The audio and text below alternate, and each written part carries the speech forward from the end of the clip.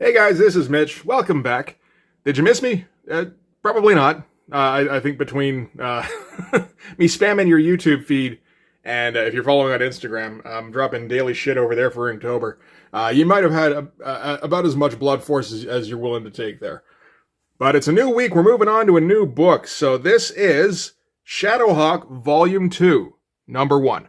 So before we get into it, if you enjoy the channel, if you feel like you might want to support me a little bit, if you check in the links in the description, you can go over to my Patreon through there. And if you subscribe there, that gives you access to everything I do. So everything Blood Force, all the videos before they make it to YouTube, everything I do on Instagram if it isn't comic related. All the Inktober stuff's there too.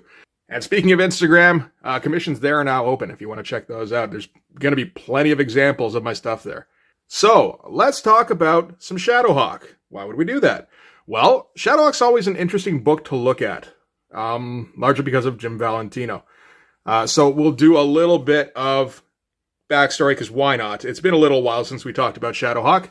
So for starters, if you're interested in Jim Valentino, I'd recommend you check out Uncle Jerk's interview with Jim Valentino. He did probably a couple of years ago now. Jim gets very candid in that interview. It's pretty good. So a lot of the stuff I know I'm pulling from that interview. I'm just going to sum up some pertinent points. So Jim Valentino, if you're not familiar, started out in the late 70s, early 80s as an independent comic creator. And he was more of a cartoonist back then.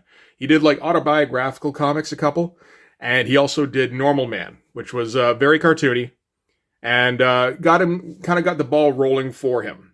And sometime in the 80s, he works his way over to Marvel. And he's there for a little while before he gets a real kick at a series. Before he gets Guardians of the Galaxy, which is what he kind of built his name on, I think. He was in good with the editor of What If, which appears to be Craig Anderson. So Jim Valentino was buddies with the Ottawa Senators ex-goalie when he was like 10 or something. And that's how he got all sorts of writing and drawing jobs on the What If comics. There's a classic What If that we might hit one day. We probably should. Everybody loves this cover. I don't mind it myself. It's probably one of Rob's best covers, really. But this is written by Jim Valentino. And he did a fair amount of writing and drawing back in those days for What If. And at this point, he's also buddies with Rob Liefeld. So, a couple of years, he gets Guardians of the Galaxy, and he makes that into a minor hit, largely on the back of being a fun adventure sci-fi book, which was meant to contrast the darker tone that was seeping in to the X titles and stuff like Spider-Man. Okay, so this is all information that we've covered before, for the most part. When the Image guys split to form the company, so we're talking Rob, we're talking Todd, Jim Lee, Mark Silvestri, and Eric Larson, Rob is making the case for them to take Jim Valentino with them. And from what I understand, the other guys didn't want Jim to come because he wasn't a big name artist. I mean, if you looked at his stuff, you know, it's usually solid and unspectacular. That would be a big thing.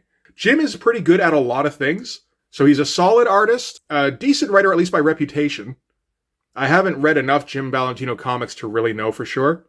I can say he's got a good grasp of storytelling, and he can come up with some pretty imaginative page layouts. Also, Jim Valentino, from what I can tell, is reliable. He's going to get everything out on time. He's going to get you your 20 pages that you need. He's a professional.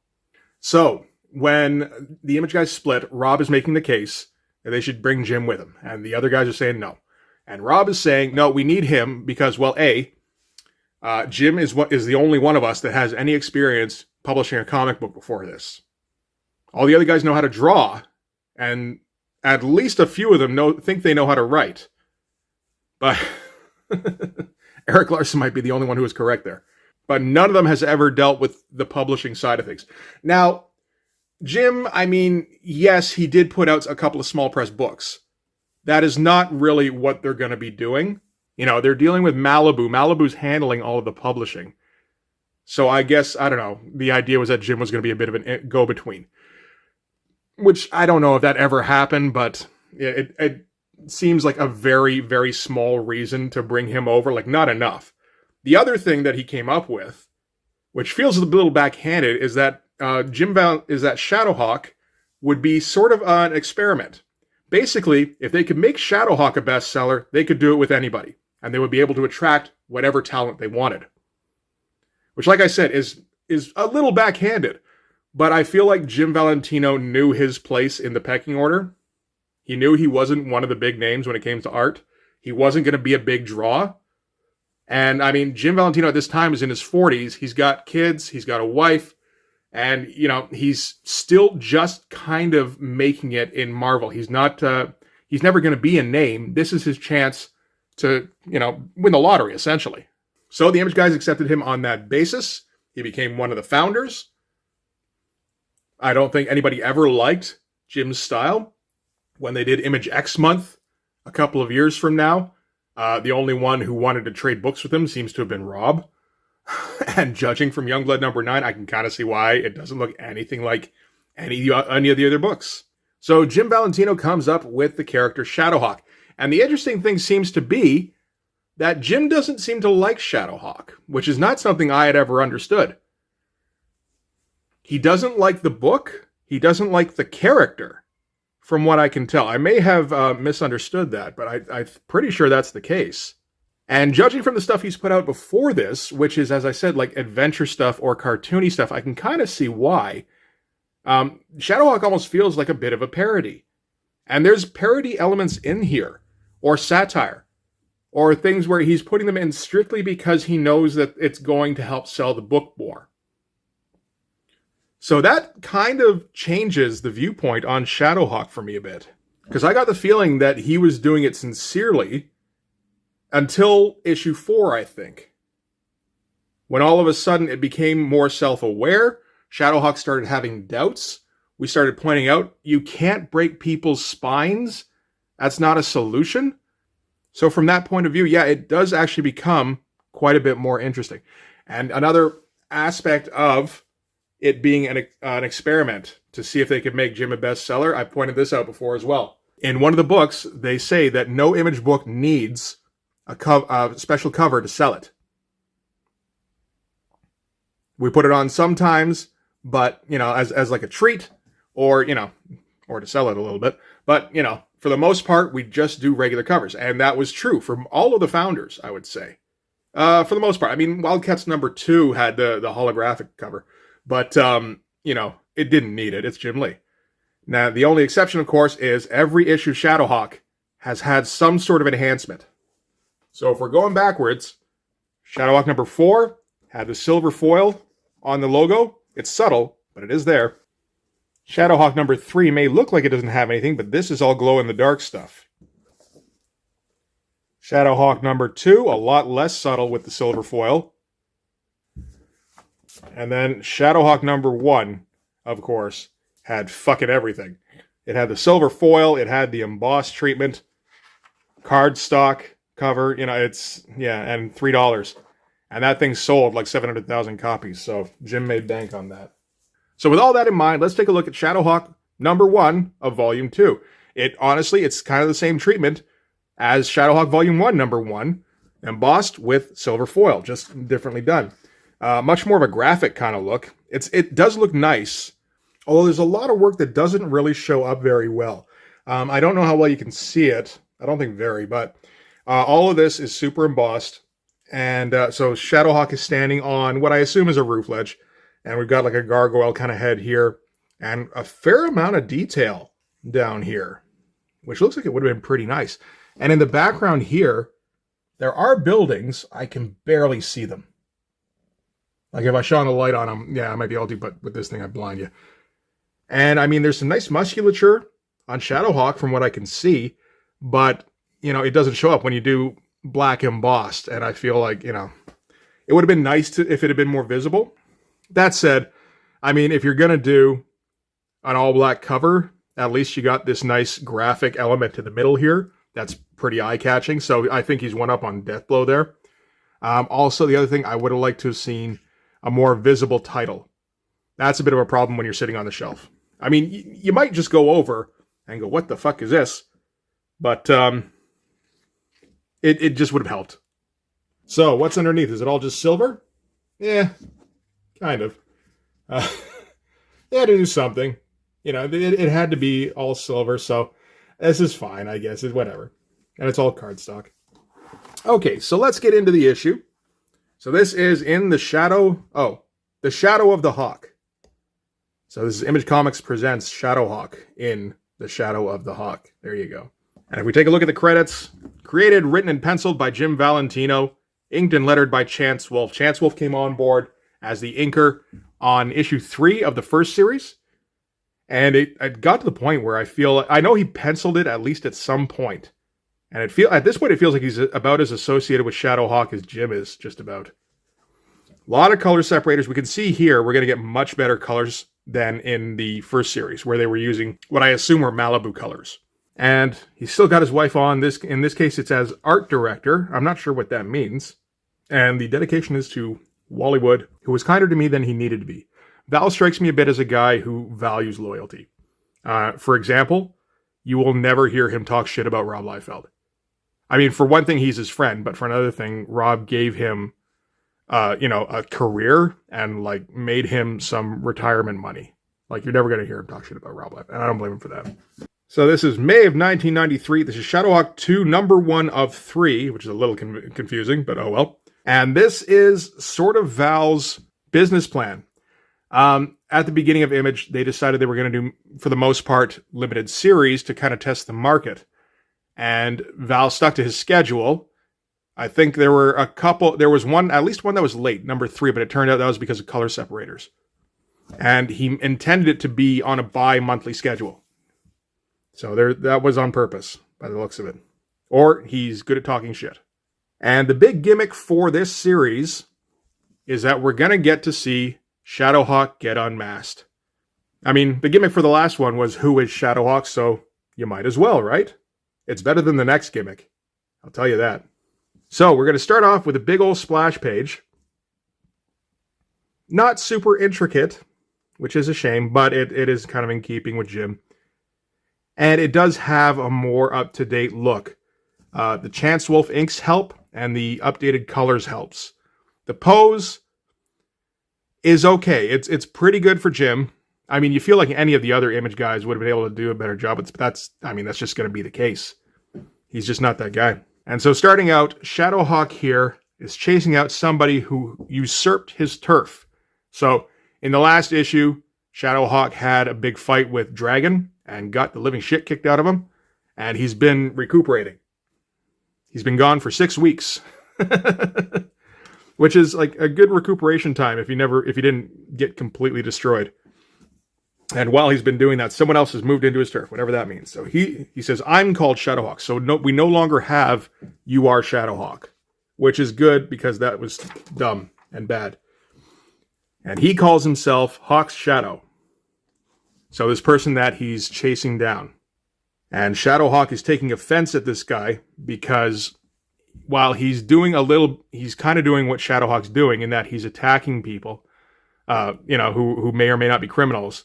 He's just flat out killing them, while Shadowhawk just makes them paraplegics. That's much more morally defensible.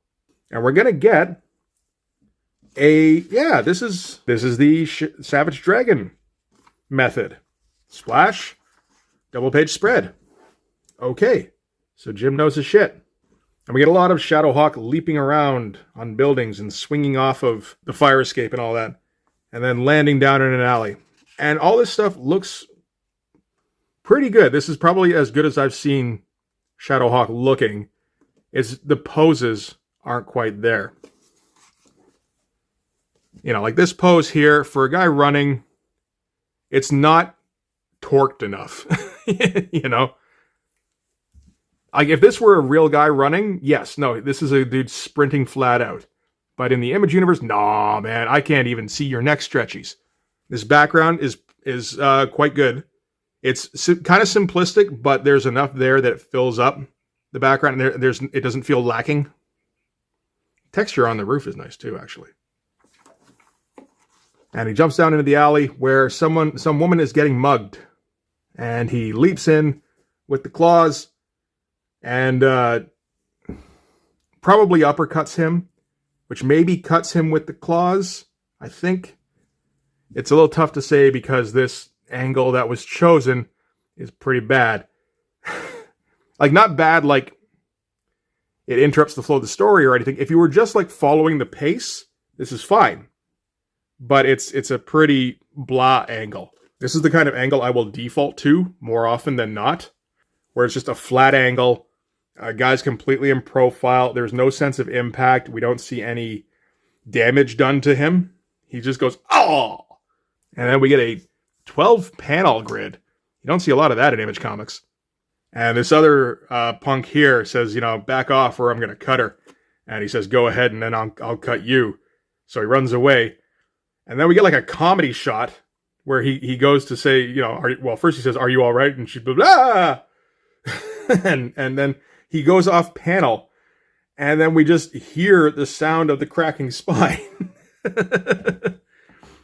So like Jim's already had enough of drawing that shit. Again, this is a character. Remember, this is a character he doesn't like very much. He's not big on the grim and gritty stuff. I think he's fine with superheroes as like, fun adventures. But like, no, this kind of stuff he's not into. So he's just, it's almost more like a crime movie. So now we cut back to City Hall. And that's a pretty good looking City Hall. That's more detailed than I feel like Jim Valentino puts on any of his figure work. Which, I mean, you kind of wish you could just be like, yo, just do that over here. But, you are how you are. Somebody in City Hall is telling Paul, if we recall Paul, oh, he's very tall. He works at the mall by the southeast wall. And Paul is apparently trying to get a job. We remember that he used to be a DA. That was the deal in Shadowhawk #1. And it looks like he's trying to get back in there, but he's burned a lot of bridges with somebody, and then he gets kind of waved out of the room. So nobody really has any time for Paul the DA. I'm not sure why they're keeping him in shadow. We know who Paul's supposed to be. Or maybe we're supposed to suspect it's a different Paul. So then we cut to Vendetta's hideout, where she's still hanging out in her superhero costume. And she's talking with Hard Edge, which is absolutely a parody character. I always thought Hard Edge had the dumbest look I've ever seen. I think he's kind of poking fun at Rob a little bit here. All these stupid pouches, this cape flying out in every direction, like literally every direction. He's got like a comb-over mohawk and a braid. And the big visor. And he's still, like, the thing is, this is why Blood Force exists. Because these are the parodies that we get. This would be fine if you drew it in a Jim Lee / Rob Liefeld kind of style. He doesn't do that. He does it in Jim Valentino style, and it just looks stupid. And I always thought as a kid, this looks stupid. I'm glad I didn't spend my money on this. So Vendetta is trying to talk to Hard Edge into joining her group, the Regulators. And he's like, no, I don't want to be one of you supervillains trying to take over the world. Getting beat up by superheroes? That sounds like ass. And she's like, no, we're not doing that. I'm a businesswoman, and you're protecting my interests. And the Regulators are, of course, Vendetta running the show, and along with Blackjack and Vortex and Arson. Arson doesn't get a whole lot of screen time. How's Blackjack the leader of the group when Arson is the most visually interesting one? I guess he's the one with the dialogue. So the one wrinkle they have to deal with is that Shadowhawk's out there. At the end of issue 4, they offered him to join the Regulators because, he's a criminal. He breaks spines. And that was what caused his crisis of conscience at the end of the last series. So they got to worry about Shadowhawk because he's going to want to keep coming after them because he thinks there's some sort of invisible divider between him and them. And there's also this Hawk's Shadow guy who they don't know what his deal is except that he kills instead of just paralyzing. And we're starting to see some nutty layouts.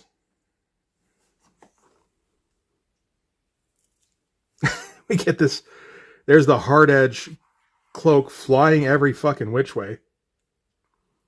And then you follow the word balloons down through here. He's not really a part of it, but he's, this is kind of where you end up following word balloons. And is this guy? But they're talking about him here. It all kind of works.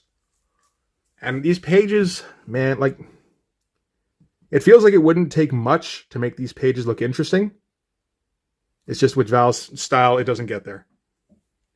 So, talking about Hawk's Shadow, we're going to cut to Hawk's Shadow, where he's looking down on the city and thinking his popo thoughts, only more racist.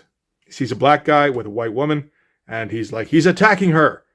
And then he goes into smoocher, and then, no, miscegenation seems to be the thought there. I like the treatment on this mask.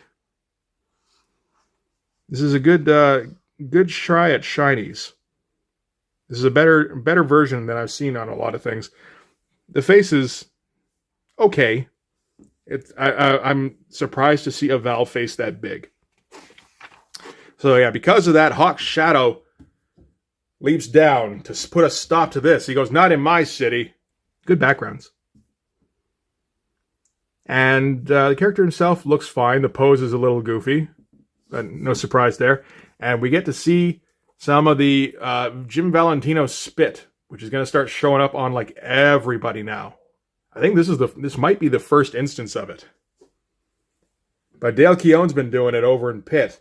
And he's like, I'm going to do that too. That looks extreme. So like this guy here's got the spit going.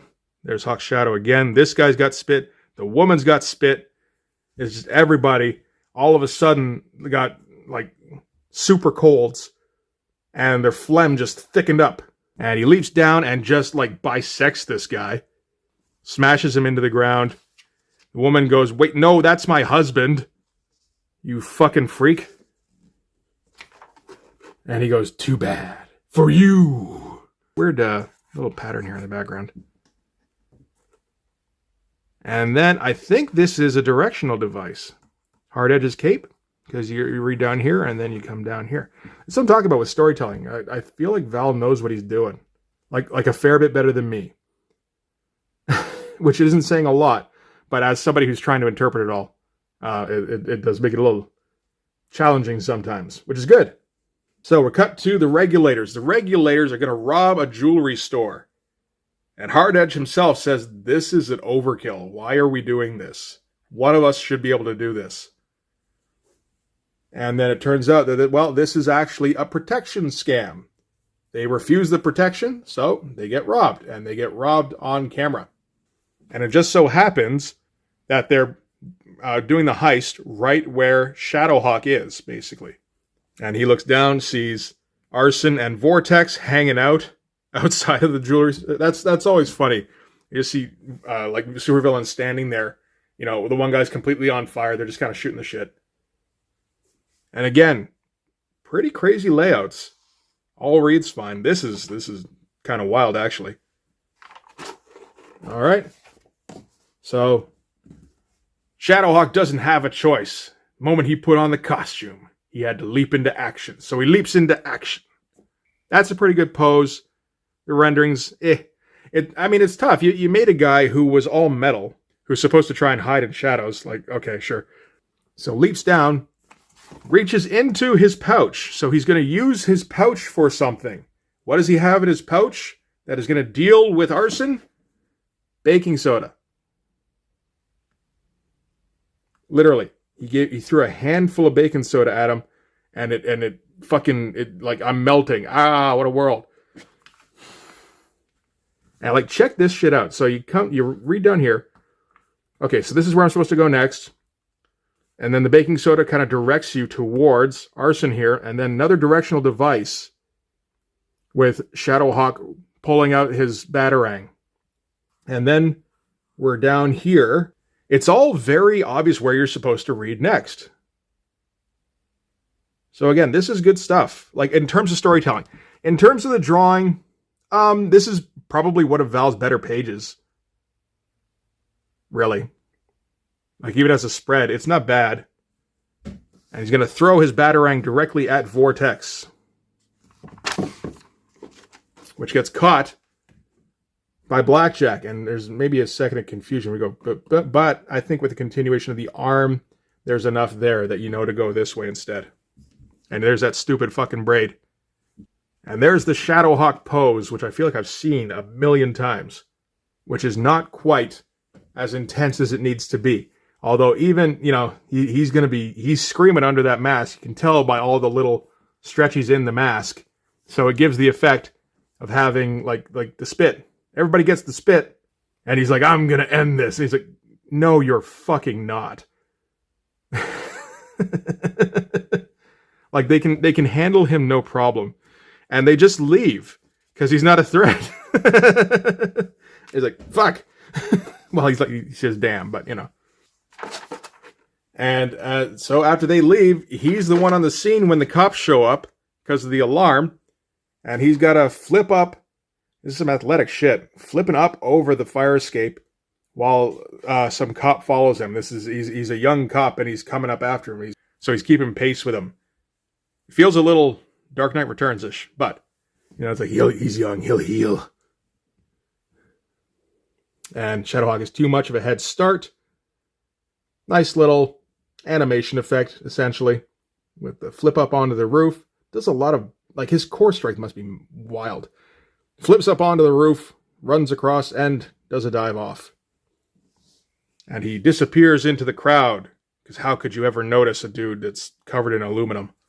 Even if, as he was falling, he just started flinging off metal pieces everywhere, and then landed in, like a trash can or something, I'm pretty sure everybody would be looking at the dude who started exploding armor all over the city and fell off like a 5-story building and then walked away unharmed, trying to pretend like it was no big deal. It's fine, though. We got a weird little caption box here that says, cut. And we're on a different fire escape. That feels like more of a direction in the script, but okay, sure. So they're talking about a civil rights and church leader who was slain with 4 other men and his pregnant wife. So these are the victims of Hawk's Shadow, the copycat killer, or copycat vigilante. And this is Christina, who I believe was in issue 2 and in the building that arson burned down with her cop buddy. And I think the cop buddy maybe didn't make it. I do remember he had a thing for heavy artillery. And Christina is talking to evidently Shadowhawk. And this is really pissing off Shadowhawk now. It's becoming obvious that Hawk's Shadow is killing black men. And Christina points out, and the women that love them. I mean, obviously they're... So from that inference, Shadowhawk's a black guy. We don't know too many black guys in this series. The only other one we knew before this was Hojo, who was Paul's brother, who died, I believe. And we just get a blah, blah, blah, blah, blah, blah, blah, blah. This guy has to be stopped. Interesting choice here. The big kind of brownstone thing in the middle of it all. I get it. I don't think I'd want to draw that either, but I would want that image. So he just put a photo stat in. I think I'm okay with it. It's an odd choice, and it is kind of arresting where you go, oh, weird, as soon as you see it. And we're cutting back to Vendetta's hideout, where they're looking at their haul from the jewelry store. It's a few diamonds. And the point wasn't to steal the diamonds. The point was to hurt the owner, and for the owner to see it, because as I said, it's being recorded, and he knows now not to cross the regulators. And we're going to cut back to Shadowhawk. What do you say? There is a link there. We had to send him a message, a very clear message about power, a message we'll send to anyone foolish enough to cross us, including Shadowhawk. There we go. And Shadowhawk's line here is, a killer stalks the street in my name. It is therefore up to me to bring him to justice. Next issue is the showdown of the year. This is the showdown of 1993. Which, may I remind you, also has Deathmate going on. And some decent Savage Dragon comics, but whatever. Shadowhawk versus Hawk's Shadow. And at long last, the mask comes off. That's the deal in Shadowhawk 2, number 2. And I'm willing to spend a minute on the double page spread here we're ending. That's pretty good. I like the use of perspective. None of this stuff really looks... The angles are weird if you really look at it, but it doesn't look out of place. It all looks possible. It's not bad. Like, it does feel like each side was done separately, and then it didn't quite mesh together. But it's pretty good use of perspective. And there's some nice detail in some of the buildings here, actually. The pose isn't bad. It does feel like he's going to go splat any fucking second. But that's not a bad double-page spread to end on. We have seen worse. We've seen better, but we've also seen worse. So, not too bad altogether. And we're going to get an ad for Images of Shadowhawk by Keith Giffen and Alan Grant. And they remind you, these are the fun boys who brought you Lobo. That would be worth checking out. I have issue 1 of Images of Shadowhawk. Maybe I should get some more issues of that. And we're going to get Out of the Shadows, the letter page here. This is where I found out that it was that the first series was intended to be bi-monthly. And there's an interesting little thing here, which doesn't have anything really to do with Shadowhawk specifically, but somebody apparently wrote in to issue 3 and got a response and had some criticisms for the book. Didn't like it too much, but was respectful about it, and got a reply back saying, Scott Hand wrote us one of the nicest, most articulate criticisms we've ever read. We don't agree with a lot of your points, but we do appreciate that you presented them in such an intelligent, respectful, and thought-provoking manner. Goes a long way to prove that people can disagree without being disagreeable. We'd like to thank you for taking the time to share your thoughts with us. And then you get a long letter about how that kind of struck the guy. And like he's going to stick with Shadowhawk going forward. And I just get the feeling like this is the kind of relationship Val would like to strike up with his readers, which I can understand. Like, that would be awesome if all of them were eloquent and reasonable. I mean, it's kind of hard to imagine these days that anybody could do that. So he puts this pride of place kind of thing, and I think probably tries to influence the rest of them. And he has some nice words to say about Shadowhawk issue 4. A lot of them do. I didn't think it was fantastic. It definitely raised some eyebrows, though. I thought it was interesting. And then you get a few that kind of do a little bit of the typical Image raving. And there is one other thing here. One of the questions on this one, is Shadowhawk going to be involved in the Image Valiant crossover? And the answer is no. Deathmate was running concurrently with this storyline, and we just couldn't reconcile that crossover in our continuity. Maybe next time. From the interview I saw with Val, I don't know if he said exactly why he backed out. It was more like he just like, no, we're not going to be involved in this. It feels like he understood it was going to be a gigantic shit show. Maybe particularly with the guys who did sign on, with Liefeld and Jim Lee and Silvestri. You know there's going to be all sorts of scheduling problems. You got to deal with this other publisher and their properties and whatever their demands are going to be for their characters. He's like, I don't even want to have to fucking deal with it. I'm just not in. And then we get a little bit about Chance Wolf. I'm good. He does a better job of inking Jim than Jim, so he can stay. And we get a bit of a Shadowhawk gallery. And Jim's got some fucking names on this. We're going to start with Mark Teixeira. This feels a little tossed off. They all kind of do a little bit. These are not detailed sketches. These are, I had a couple of hours to kill, and this is what I came up with. But I like me some Mark Teixeira. And I believe he does the Shadowhawk Vampirella crossover later on. So that's something. Oh, and he's also going to be in Images of Shadowhawk 4 through 6. Did it go that high? I don't think it did. No, Images of Shadowhawk ended with number 3. That's unfortunate. I would have liked to see some more Mark Teixeira Shadowhawk. That would have been a lot more appropriate than Mark Teixeira fucking Union. I'll tell you that. So do we have any more? We do. We got some fucking Larry Stroman up in here. Again, this is a pretty quick sketch. But I loved Larry Stroman, and he's just got the nice design sense with this parallel shoulder pads here. It's a nice, dynamic shot. And we got some Jay Lee, who had 15 minutes. They didn't give him a brush this time. They just gave him the ink and said, I don't know, fucking do something. and he smeared that out, and it looks like pretty fucking cool. Because it's Jay Lee. And Trencher's coming out. So, Understanding Comics.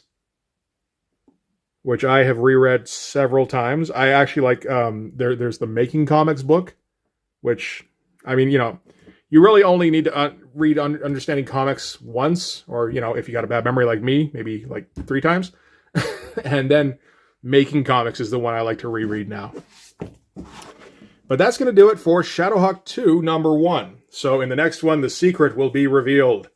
This is not bad. This is the best Shadowhawk comic I've seen. It's still got a little bit of dumbness to it. But again, I think when you take into account Jim doesn't like it, that feels like it's a little bit on purpose. That's like Blood Force has some dumbness to it. Well, it's got quite a bit of dumbness, but I'm maybe not holding it in the highest regard. But I can still have some fun with it. But yeah, no, not too bad. If you'd picked this up back in the day, I think you would have been okay with it. How much did this cost, though? Is there any way to tell?